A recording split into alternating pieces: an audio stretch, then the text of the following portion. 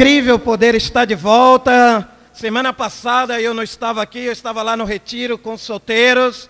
Foi incrível poder estar 4 dias juntos num banquete espiritual. O tema do nosso retiro foi alcançando a maturidade. Eu sei que alguns solteiros ainda estão aqui. Por favor, solteiros de Belo Horizonte, de Rio de Janeiro, de Recife, que ainda estão aqui, estão visitando a igreja, fique de pé, por favor.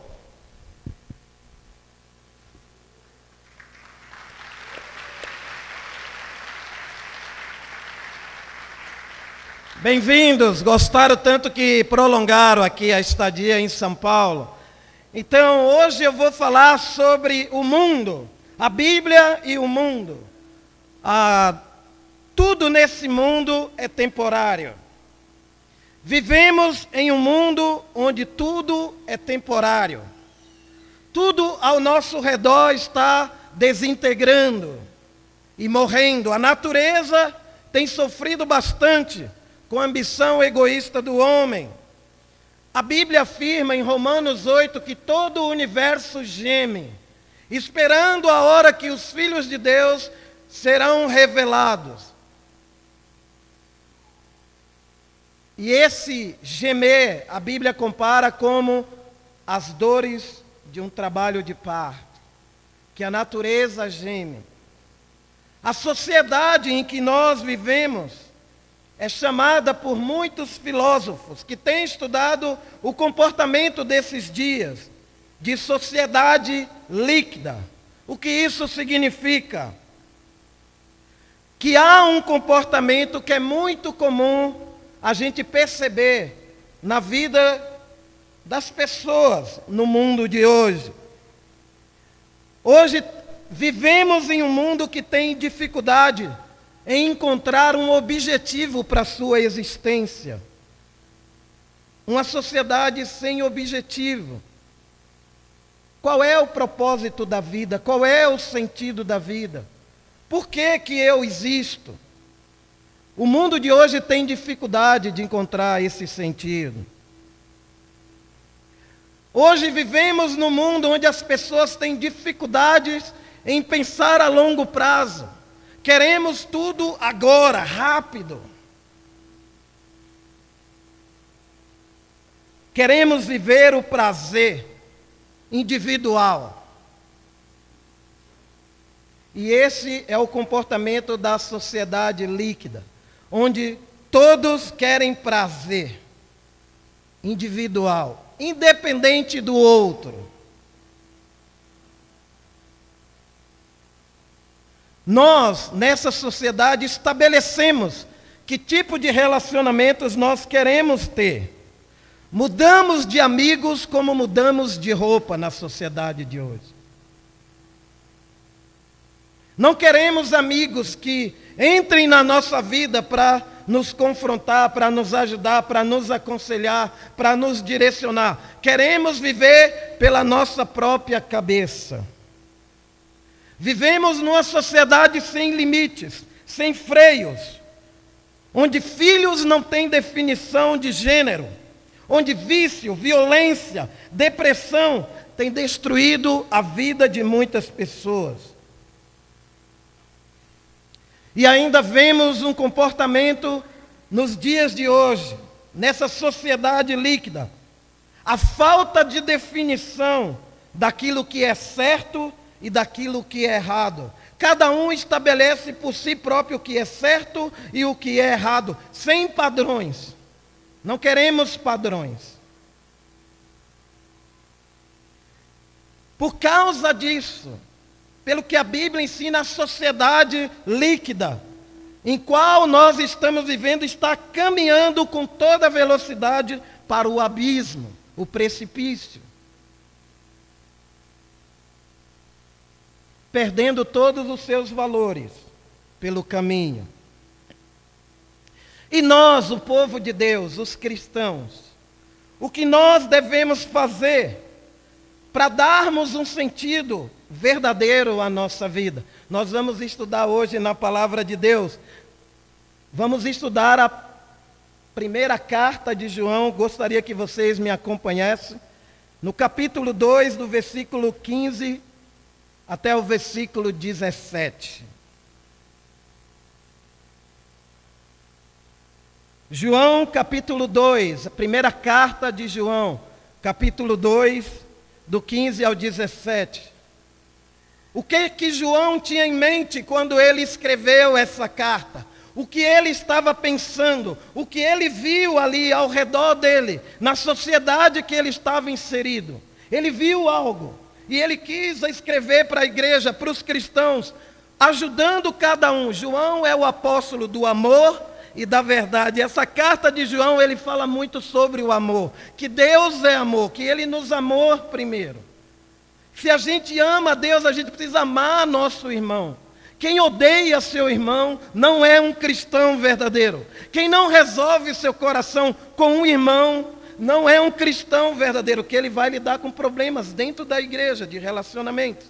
Pessoas que se dizem cristãos, mas que não estão vivendo como cristãos. E aqui no versículo 15, ele fala assim: não amem o mundo, nem as coisas que há nele. Se vocês amam o mundo, não amam a Deus, o Pai. Nada que é deste mundo vem do Pai. Os maus desejos da natureza humana, a vontade de ter o que agrada aos olhos, e o orgulho pelas coisas da vida, tudo isso não vem do Pai, mas do mundo. E o mundo passa, com tudo aquilo que as pessoas cobiçam. Porém, aquele que faz a vontade de Deus vive para sempre. Vamos orar. Pai, muito obrigado, porque a mensagem do Senhor é tão clara para cada um de nós. Obrigado porque o amor do Senhor nos atraiu para a verdade. E o Senhor decidiu primeiro nos amar. E constrangidos por esse amor, dominados por esse amor, queremos agora devolver a Ti parte do que o Senhor tem dado para nós. O privilégio de viver uma vida livre, uma vida em paz, uma vida segura, uma vida confiante para o nosso futuro e da nossa família. O Senhor nos dá ainda a promessa da vida eterna. Ajuda-nos como igreja, como povo do Senhor, a entender o amor do Senhor em toda a sua largura, plenitude, altura e profundidade. Que sejamos conhecidos pelo amor que nós temos um pelos outros e por aqueles que não conhecem a Ti, que é a marca principal do Seu Filho Jesus. Te amamos e te adoramos e agradecemos no nome de Jesus. Amém. Quando que viver vale a pena? Quando nós temos um sentido verdadeiro para a nossa vida. Viver vale a pena quando nós não desperdiçamos a vida. Porque tem gente que passa pela vida e desperdiça ela, correndo atrás de muitas coisas. E não daquilo que é mais importante. As coisas mais importantes da vida eu coloco aqui na palma da minha mão, como as 5 coisas mais importantes. Eu vou citar apenas 3 delas. Primeira coisa mais importante da sua vida, cristão, você que está nos visitando, seu relacionamento com Deus. Cuidar da sua vida devocional, seu estudo da palavra de Deus, sua oração, seu coração em Deus. Como você se vê hoje? Você é uma pessoa que está se relacionando com Deus com profundidade?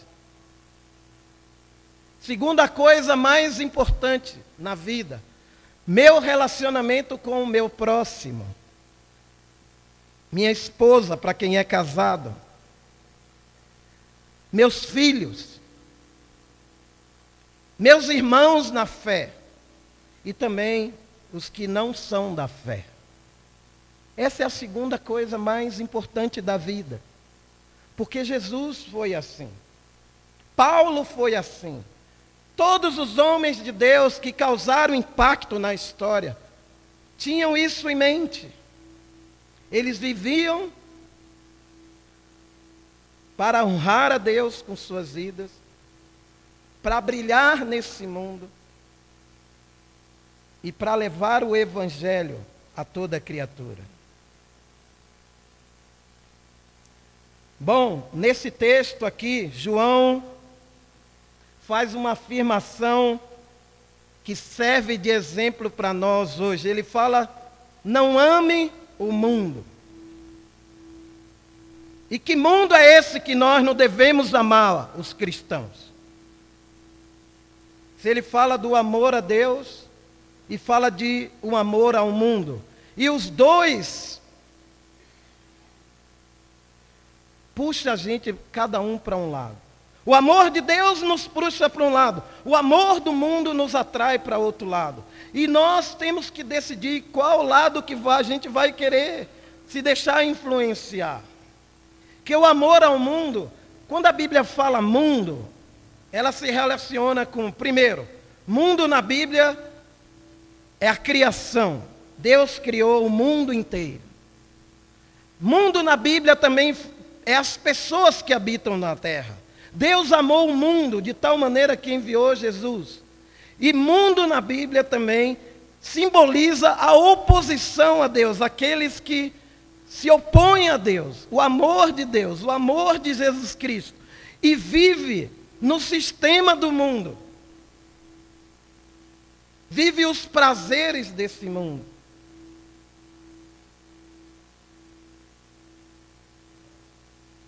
E essa verdade que ele cita para o povo da época que estava ouvindo ele é dolorosa e desafiante. Por quê? Porque vai de encontro ao coração de cada um de nós. O que nós amamos mais? O mundo ou Deus? O mundo oferece todo tipo de prazer. O mundo oferece suas diversões. O mundo oferece várias coisas, seus lucros, mas que em breve vão acabar. Nada é para sempre. O casamento não é para sempre, um dia um vai morrer. Os bens materiais um dia vão se acabar. Tudo que a gente construir aqui nesse mundo um dia vai se acabar. Mas o que a gente construir para a eternidade vai durar para sempre. Por isso que Jesus fala: não acumule tesouros aqui na terra, acumule tesouros no céu. O que é tesouro no céu? É investir sua vida naquilo que vai durar para a eternidade. Mas infelizmente, muitos de nós tem investido mais a nossa vida nesse mundo do que nos tesouros do céu. Como que eu identifico isso? Vir à igreja não é suficiente a gente afirmar que nós estamos amando a Deus. Orar também não é suficiente, eu estou amando a Deus. Sabe por quê? Olha o que João fala no capítulo 2, versículos 5 e 6. Sobre amor.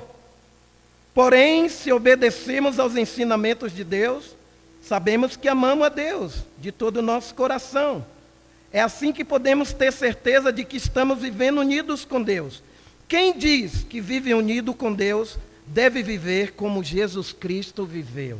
Quem diz que vive unido com Deus, deve viver como Jesus Cristo viveu. Olha, isso aqui é a Bíblia que está falando. Então, eu estou vivendo como Jesus Cristo viveu? Eu estou dando meu tempo para amar irmãos da minha igreja em casa que não estão bem espiritualmente? Que Jesus fez isso. Eu estou usando minha vida para ajudar casais que estão com problemas no casamento. Ou eu mesmo estou com problema no meu próprio casamento. Eu estou lutando com impureza no meu casamento. Eu estou lutando com egoísmo, eu estou lutando com falta de fé. E ninguém sabe disso. Isso eu vou resolver com Deus. Então Jesus foi muito aberto com a vida dele, com os discípulos. Irmãos, é assim, quando você tem alguém, onde você vai sentar ali por 2, 3 horas para falar do seu coração, e a essa outra pessoa vai te ouvir, veja isso como um grande privilégio de Deus, que Deus deu para a gente. Por que Jesus passava tanto tempo com seus discípulos? Vocês já pararam para pensar nisso? E por que nós hoje temos dificuldade de encontrar tempo para estar com outras pessoas, com irmãos na fé, com pessoas que não conhecem o Evangelho? Que a gente precisa ensinar o Evangelho. Aí você vai perguntar, você pode estar com fulano? Ah, eu tenho um compromisso a semana inteira. Aí você vai ver a agenda da pessoa, está ocupada de várias coisas, e ela não tem tempo. E Deus sabe disso. Deus sabe mesmo. Mas Deus exige de cada um de nós, que se considera um cristão verdadeiro, viver como Jesus Cristo viveu. Isso aí não... o problema do mundo não é o problema de Deus, é nosso, nós que criamos esse problema. Nós que criamos agendas, demandas. E aí a gente vai ter que sofrer para abrir mão de algumas coisas em detrimento de outras coisas. João afirma que não devemos amar o mundo e as coisas que nele há. Bom, dinheiro é neutro. As pessoas pensam, coisas do mundo. Você não pode ouvir música do mundo. Não é isso que a Bíblia fala. Você não pode usar roupa do mundo. Então a gente teria que... Que roupa que é? Tem roupa de anjo? É verdade. Tem uma música celestial que a gente tem que ouvir. Porque a música do mundo... Agora, o que a gente tem que tomar cuidado é com o conteúdo dessa música. A outra coisa que devemos tomar cuidado com a roupa é o que essa roupa vai provocar nas pessoas. Então ele está falando, não ame o mundo. Existe um sistema criado por nós mesmos, seres humanos, que em vez de nos libertar, nos escraviza.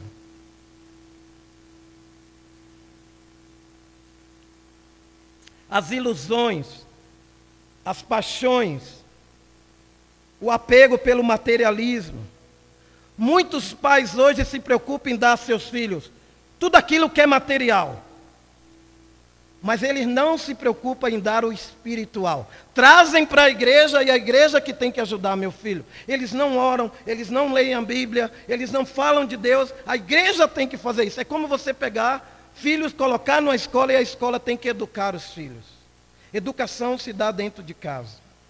E esse é um desafio para todos nós. Educar.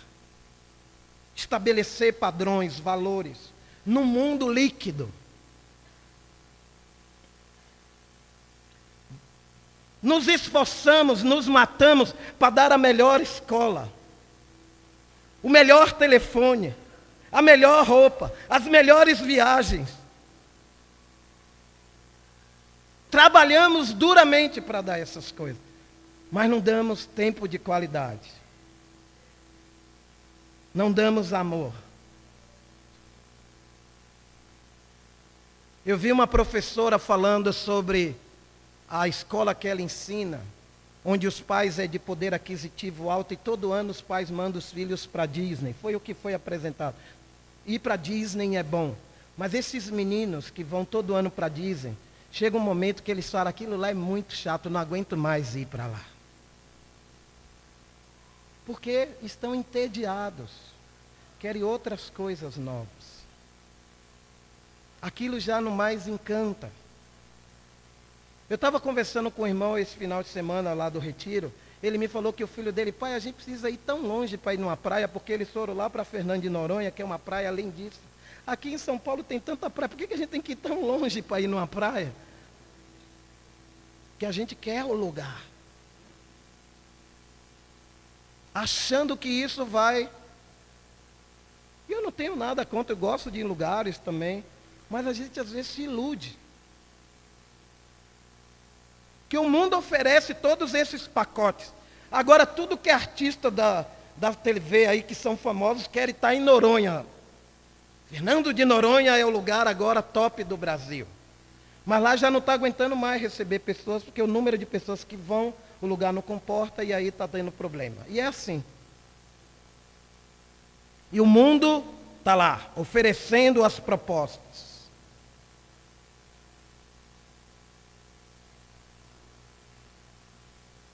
Somos chamados pela Bíblia a amar mais a Deus do que as coisas.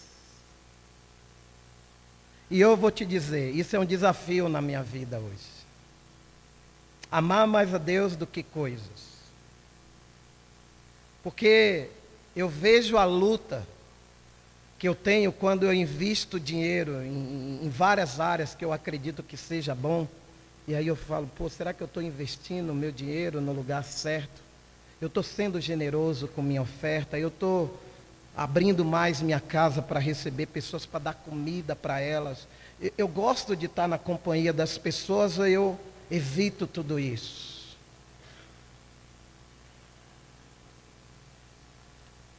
Irmãos, eu queria fazer uma pergunta para vocês hoje.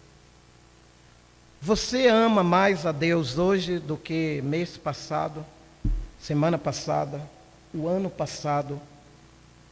Você cresceu no seu amor por Deus ou ele está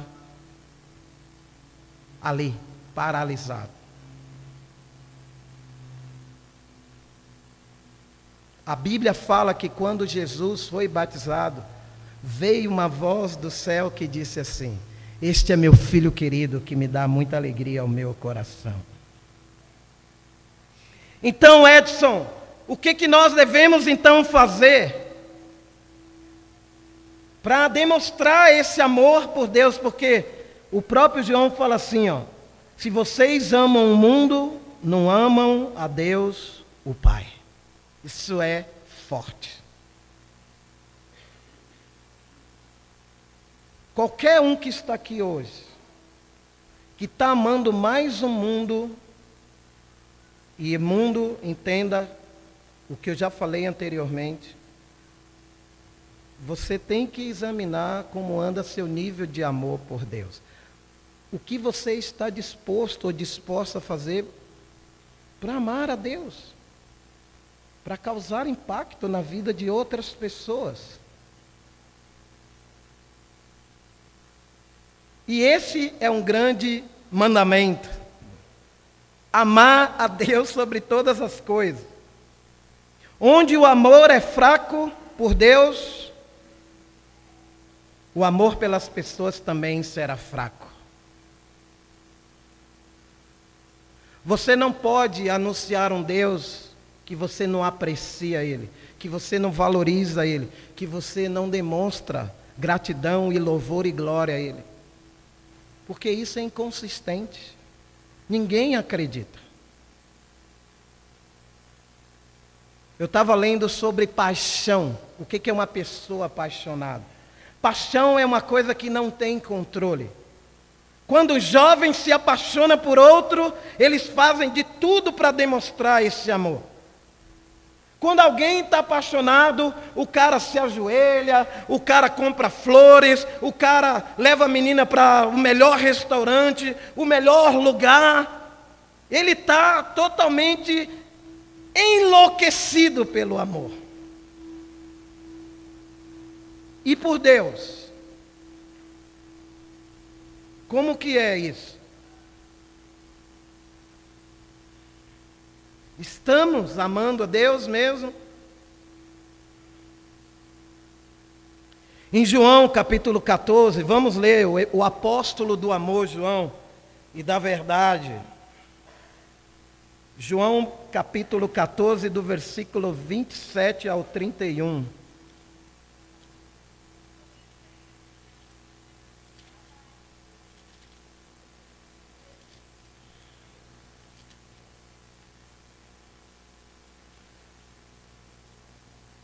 João 14, João 15, 16 e 17 são os últimos momentos antes de Jesus morrer na cruz. E ele está falando isso para os discípulos. Ele reuniu eles e está instruindo eles. sobre a vida dele, sobre o relacionamento dele com Deus, o relacionamento dele com os discípulos. E aqui no capítulo 14, versículo 27, ele fala assim, ó, deixo com vocês a paz, e a minha paz lhes dou. Não lhe dou a paz como o mundo a dá. Não fiquem aflitos, nem tenham medo. Vocês ouviram o que eu disse, eu vou, mas voltarei para ficar com vocês. Se vocês me amassem, ficariam alegres, sabendo que eu vou para o Pai, pois o Pai é mais poderoso do que eu. Digo isso agora antes que essas coisas aconteçam, para que quando acontecerem vocês creiam. Não posso continuar a falar com vocês por muito tempo, pois está chegando aquele que manda neste mundo. Ele não tem poder sobre mim. Mas aqui está a pérola, que abriu minha mente. Versículo 31. E eu espero que isso toque você hoje de manhã. Mas o mundo precisa saber que eu amo o Pai, e por isso faço tudo o que Ele manda. Levante-se, vamos sair daqui. O mundo precisa saber que eu amo o Pai. Isso abriu meus olhos, entrou como uma espada no meu coração. A pergunta que veio logo em seguida é: como o mundo me vê hoje? Pergunta para os seus amigos lá do mundo como ele vê você. Faz essa experiência essa semana. Como você me vê? Aqui no trabalho, aqui na escola. Olha, se eles não verem nenhuma diferença entre nós e o restante, é porque alguma coisa está errada em nós. O mundo precisa saber que eu amo o Pai. No retiro dos solteiros, o irmão lá de Guarulhos, o Ivan, ele estava falando que ele é um tipo de cristão, que todo mundo que aparece na frente dele, ele compartilha a fé. É na academia, é no metrô, é dentro do ônibus, é no condomínio. Ele falou, a pessoa se aproximou de mim, eu já tiro um convite para compartilhar a minha fé com ela. Nos últimos anos, ele e a esposa dele, cada um deram 8 frutos pessoais. Pessoas que ele convidou, que ele estudou, que ele batizou. Fiquei pensando, e eu? Quem eu tenho convidado? Quem eu tenho falado de Deus? Eu tenho aí irmãos que... Tem pessoas que eu estou estudando a Bíblia, que vêm no culto, que são amigos, pessoas que estão voltando para a igreja, mas assim, eu tenho que pensar que eu preciso convidar meus amigos, eu preciso anunciar o Evangelho para eles. E ele fala isso com tanta naturalidade, eu falei para você, parece tão fácil compartilhar a fé. Ele falou, eu já deixo o meu convite, onde eu vou eu levo eles. Qual foi a última vez que a gente convidou alguém e converteu essa pessoa por Cristo, por causa do nosso amor por Deus e por essa pessoa? Se você não se preocupa com essa dimensão da sua vida, eu quero te alertar. Que você precisa se preocupar. Você precisa dar frutos mesmo. Amar pessoas perdidas. E Jesus fala de paz. Ele fala, eu dou a minha paz. Olha, o que mais a gente vê hoje no mundo é pessoas sem paz. As pessoas andam enlouquecidas, impacientes, descontroladas. O carnaval a gente vê isso. As imagens, as notícias. E aí vem todo aquele discurso, né? Que eu vejo que é hipócrita. O carnaval cresce a economia, faz o Brasil crescer. Esse é o melhor caminho para a gente crescer? E o que é gasto com doenças, com acidente nas estradas? Você acha que o número que se arrecada é maior do que esse que é gasto? As pessoas não têm noção disso. Elas fingem que isso é bom. E elas se entregam enlouquecidamente para ter 4 dias de prazer, de liberdade. E isso rouba a nossa paz. Outras coisas que roubam a nossa paz: a falta de abertura, falta de confissão de pecados.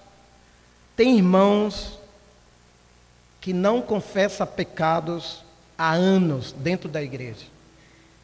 Olha, você está na linha ali, ó. Eu já vi líderes caírem da fé. Homens que lideravam uma região mundial por esconder pecado na vida deles. Homens de Deus. Não brinca com isso. Confessa seus pecados. Procure pessoas para falar dos seus maus pensamentos, seus maus desejos. O que você clica lá na internet? Que sites você está navegando?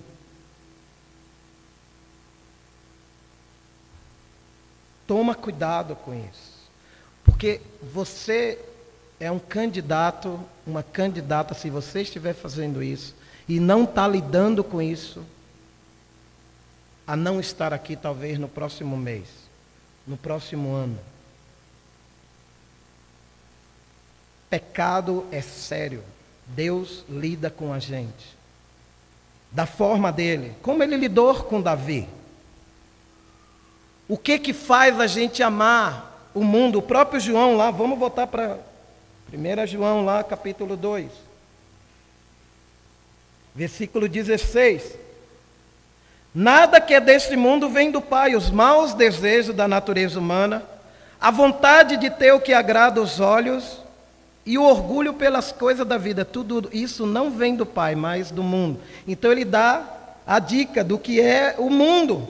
Aquilo que agrada o quê? Os olhos, a cobiça. Exemplos na Bíblia de homens e mulheres que tiveram cobiça. Acã cobiçou a prata e o ouro dos despojos da guerra, escondeu e achou: ó, está tudo bem, eu vou ficar rico só com isso aqui. Cobiçou a prata, cobiçou o ouro. Quer ver um outro exemplo? Demas, em 2 Timóteo, capítulo 4, 10, Paulo fala: Demas amou esse mundo e me abandonou, e abandonou Jesus Cristo. Quer ver um outro exemplo? Davi, o rei, segundo o coração de Deus, está no terraço do seu palácio, cobiça uma mulher tomando banho. O que ele faz? Eu quero ter essa mulher. E você, cristão, como é que você anda nessa área de cobiça? Você, mulher, você, irmão na fé, você tem cobiçado muitas mulheres no mundo, ou até dentro da igreja?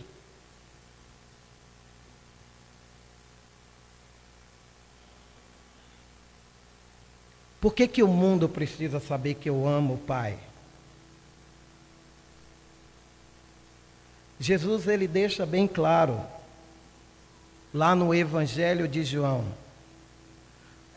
que colocar a vontade de Deus à frente da vontade dele. Isso o mundo percebe quando nós amamos a Deus. Os convites que a gente recebe das pessoas do mundo, que não estão nem aí para Deus, tratam Deus com indiferença, que zombam até de Deus, desprezam sua palavra. E Jesus foi obediente até a morte, morte de cruz. É impossível demonstrar amor por Deus ao mundo sem fazer a vontade dele. Qual vontade? Toda vontade. Edson, eu não consigo, eu sou limitado. Eu também sou. Mas deixa eu falar para você. Eu sou do tipo de pessoa que eu quero fazer grandes coisas para Deus. Eu sou um idealista. Eu não quero me contentar com um pouco, às vezes. E eu sofro por isso, por ser assim. Porque nem todos concordam com esse meu jeito de ser. E às vezes eu quero pôr na cabeça das pessoas que ela tem que ser idealista, que ela tem que fazer do jeito que eu penso as coisas, mas cada um tem sua fé. Então o que eu tenho pensado? Tem um livro na livraria, O Idealista Ferido, que eu li, me ajudou bastante a lidar com o meu coração. Que você não pode querer que todo mundo seja igual a você, mas você tem que querer que todo mundo seja igual a Cristo. Então, se você tem dificuldade de fazer grandes coisas para Deus, faça pequenas coisas para Deus grandiosas. Ame alguém na sua igreja, em casa, discipule alguém. Bom, eu queria fazer uma pergunta. Quem aqui na igreja não ajuda ninguém a crescer espiritualmente? Levanta a mão. Você não tem, seja bem verdadeiro. Você não ajuda ninguém a crescer espiritualmente. Levanta a sua mão, quem não faz isso? Tempos de qualidade com essa pessoa. São poucos, né? Então, eu queria aconselhar que você não está fazendo, ou você está fazendo, mas você está fazendo não como a Bíblia ensina, que você pensasse sobre isso. Nós precisamos ser uma igreja que é conhecida pelo amor, um pelo outro. A responsabilidade de amar um cristão não é só da liderança, é de todos nós.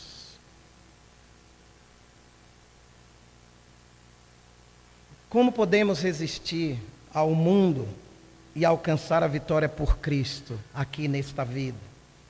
Vivendo totalmente na contramão deste mundo.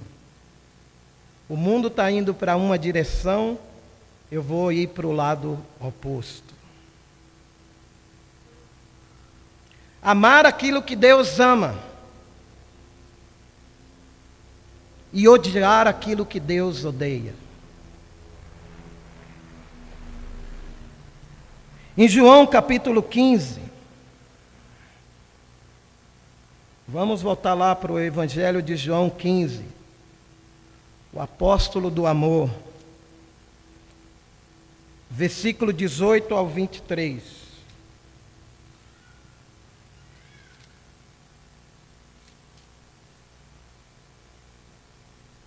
Jesus continuou: se o mundo odeia vocês, lembrem que ele me odiou primeiro.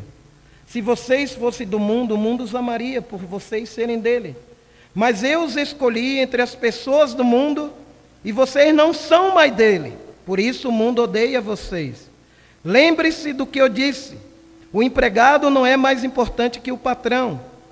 Se as pessoas que são do mundo me perseguiram, também perseguirão vocês. Se elas obedeceram aos meus ensinamentos, também obedecerão ao ensinamento de vocês. Por causa de mim, essas pessoas vão lhe fazer tudo isso porque não conhecem aquele que me enviou. Jesus deixa bem claro para cada um de nós que deseja segui-lo, que essa pessoa será odiada pelo mundo. O sistema do mundo é inimigo de Deus. Há pessoas sim que são malignas, que não querem a verdade, que são usadas pelo diabo para enfrentar, confrontar e até intimidar os filhos de Deus.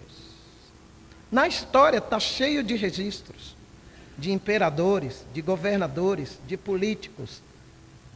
Ainda hoje, muitos cristãos morrem em algumas partes do mundo por pregarem o Evangelho. São hostis ao Evangelho. Não permitem que o Evangelho entre no seu país, na sua casa. Tudo isso em nome de Deus.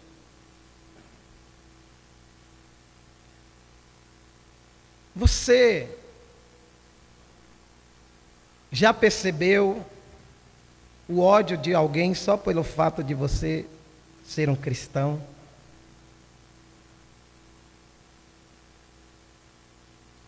Você falou a verdade para alguém dentro da igreja e fora da igreja. Alguém que está vivendo em pecado, você viu essa pessoa cometendo pecado na sua frente e você não fez nada, porque você espera que outra pessoa faça. Isso é amor. Quando a gente vê alguém em falta, a Bíblia fala que a gente tem que ir lá e ajudar a pessoa. Se ela não ouvir a gente convidar outras pessoas.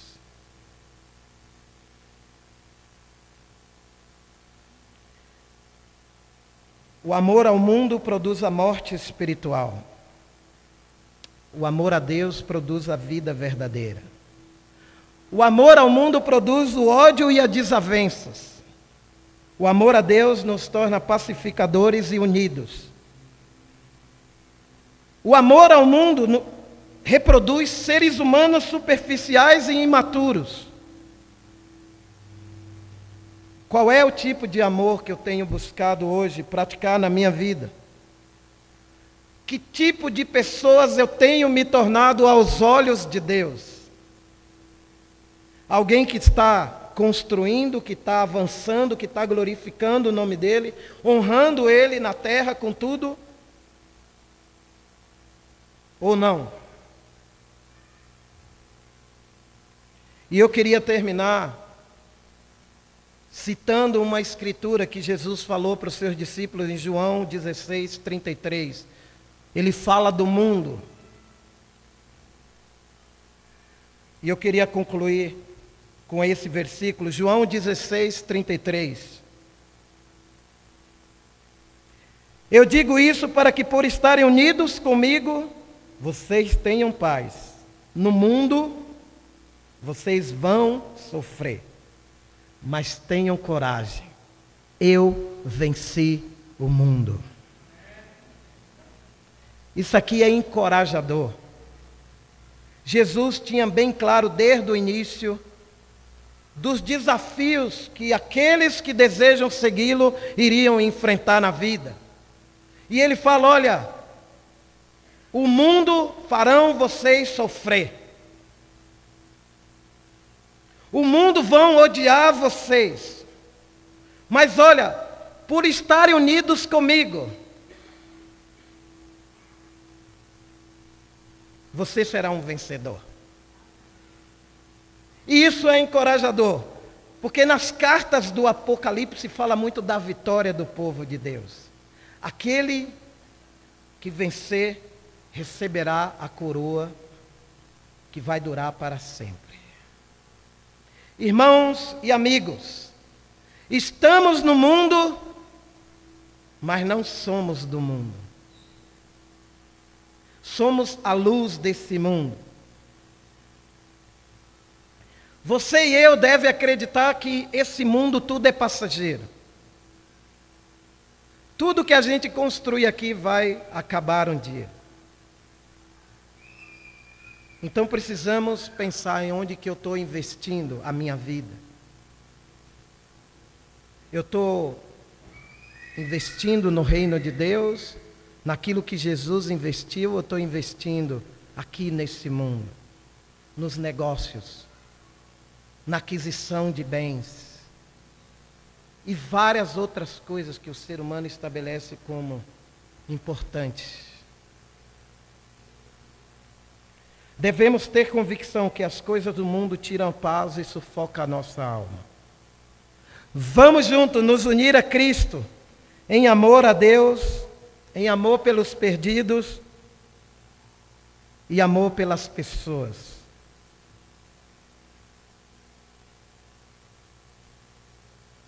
Vamos juntos nos encher de coragem, como Jesus fala.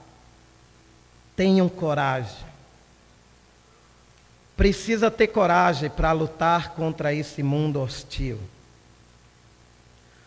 Jesus venceu o pecado, Jesus venceu o diabo e Jesus venceu o mundo. E Ele promete que aqueles que estiverem unidos com Ele também vai vencer o pecado, vai vencer o mundo e vai vencer o diabo. E somente esses vencedores vão ter a oportunidade de desfrutar a vida eterna com Ele e o Pai para sempre. E essa é uma promessa infalível. Enquanto vivemos, vamos viver para que o mundo saiba que a gente ama Cristo. Pai, muito obrigado pelo amor demonstrado na cruz por nós.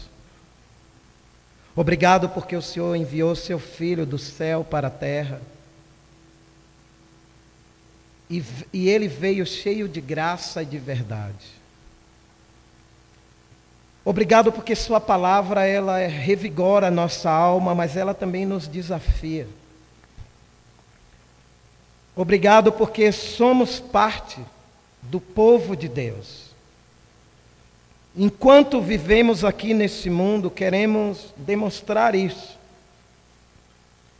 por meio de nossas ações, de nossas convicções e de nossas escolhas. Que o Senhor use a vida de cada um de nós para construir uma igreja mais forte, mais corajosa, mais amorosa, mais dependente do Senhor.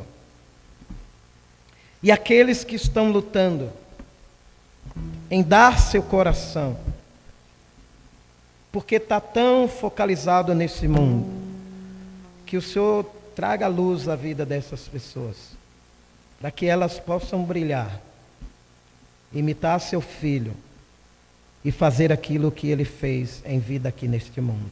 Te agradecemos por Jesus. Amém.